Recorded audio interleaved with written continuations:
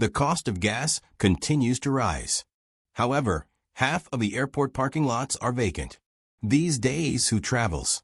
Furthermore, who is quitting?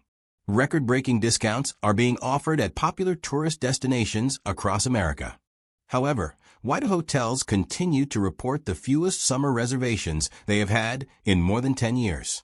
An alarming number of airlines are discontinuing flights. Why, therefore, do terminals still reverberate with quiet rather than people? There is a significant shift in U.S. tourism. Furthermore, it goes beyond a seasonal low. States as a whole are losing millions. Airports are becoming abandoned communities. And airlines are withdrawing. Keep an eye out, since the list we're going to disclose is startling. Number 5. Play Airlines, low-cost Icelandic carrier. Why would a low-cost airline abruptly stop operating on one of the world's most lucrative travel routes? The industry was lately rocked by Play Airlines' announcement of its complete withdrawal from the American market. Their Boston lines are being canceled, and their flights to New York are being halted. Before fall, even their once promising service to Baltimore is vanishing. Few people believe the company's excuses about capacity and seasonal demand.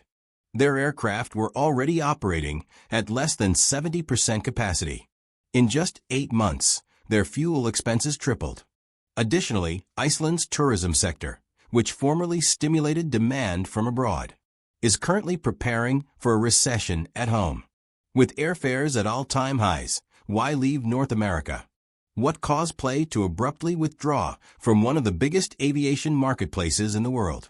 Who stands to gain anything from their abrupt disappearance? And who is silently worrying in private?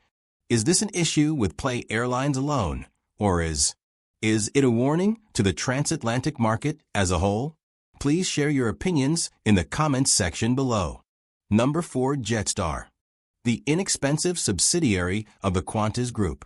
It takes 19 years for a route to disappear. What then made Jetstar leave Honolulu after almost 20 years? In just 1 year, how does a once crowded trans-Pacific flight go from full to forgotten? And as another airline quietly leaves the U.S. market, whatever warning indicators did the tourism industry overlook? Jetstar's choice to discontinue service from Sydney to Honolulu and withdraw completely from the U.S. by October 2025 is not merely a reorganization. It's a warning sign. Flights that had represented reasonably priced entry to paradise are now suspended. The price of fuel is rising. Australian traveler demand has not decreased. Additionally, there is fresh political hostility between the U.S. and Pacific countries is beginning to appear in travel patterns. Could this be the initial setback in the Pacific? Are additional carriers planning to elude the U.S. in a similar manner? Tell us what you think. Additionally, before we go on to the next airline on the list, remember to hit like and subscribe. Number 3. Silver Airways, regional carrier in the U.S., who leaves people stranded and airports to shut down a whole airline overnight, hastily and unexpectedly? In the thick of the busiest travel season, how does a U.S. regional carrier disappear? And when no bidder steps up to maintain even one route, what does it mean? Not all of Silver Airways' flights were canceled. It grew dark, aircraft were grounded, employees were let go, and routes were removed from booking websites as though they didn't exist, previously serving as a lifeline between. A few weeks after declaring Chapter 11 bankruptcy, Florida and the Caribbean abruptly shut down. The damage behind the scenes was already mounting.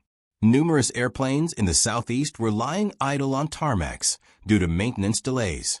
Tens of millions of Americans are burdened with delinquent lease costs, money, and load variables. The quantity of seats that are truly occupied on every trip had fallen so much that, even during the summer, some routes were hardly making a profit. However, when no investor sees the benefit of preserving a single engine, gate, or city pair, what does it say about regional aviation? How can one of the most connected carriers in a market this size vanish into thin air without any help? Small towns in the Bahamas and Florida are currently rushing to find replacement services. The absence of direct commercial flights at Key West, Tallahassee, and Marsh Harbor airports could last for months or even years. The airline is hardly the only company that lost workers. Hotel employees, taxi drivers, and baggage handlers are all affected. Will there be additional regional airline failures soon as a result of this abrupt shutdown? Will major carriers choose to completely cut off low-demand cities or even try to fill the holes there? And is the U.S. government prepared to deal with the fallout from allowing vital air service providers to fail without a lifeline? Post your opinions in the space provided for comments below. Who is actually to blame for allowing this to occur? Who will come next? Number 2, Norse Atlantic Airways, Norwegian long-haul, low-cost airline. 3 important U.S. routes recently vanished from. Winter schedule for Norse Atlantic Airways. What sort of turbulence is the airline actually experiencing? Then, how does a carrier that previously assured passengers of reasonably priced long-haul travel wind up pulling out of some of the most popular American locations as the busiest travel season draws near? And the repercussions that are already being felt in cities like Miami and Las Vegas. North Atlantic Airways is rapidly reducing its operations. Their Gatwick to Las Vegas flight from London. The road came to an end. Miami to Berlin was canceled. Completely eliminated from Oslo to Miami. These were not little test paths. The goal of these high-profile, high-stakes relationships was to upend the transatlantic market. However, such aspirations are currently being quietly rolled back. Insiders indicate a far more uncertain reality. Despite the airline's official attribution of resource reallocation and seasonal demand fluctuations, the percentage of seats and load factors indeed sold, but on some routes, they have fallen below 60%.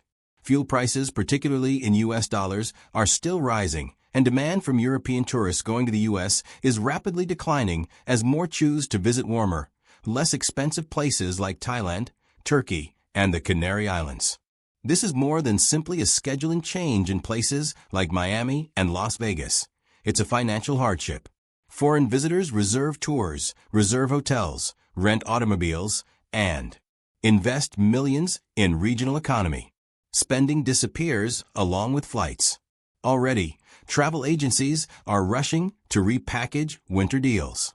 Thousands of prospective tourists will now reroute or cancel their trips entirely as a result of local airports subtly changing their estimates for international arrivals. What will happen to Norse next? Is this retreat a hint of a more significant withdrawal from U.S.? Please hit like and subscribe before we go on to the next name. Number 1, Air Canada. Canada's flag carrier, who cancels flights at the busiest time of the year, particularly between two of the world's most interconnected nations. Which airline departs American cities when travel starts to pick up steam again? And what level of harm must be done before a flag carrier begins to abandon formerly dependable routes? Air Canada is rapidly reducing its footprint in the United States.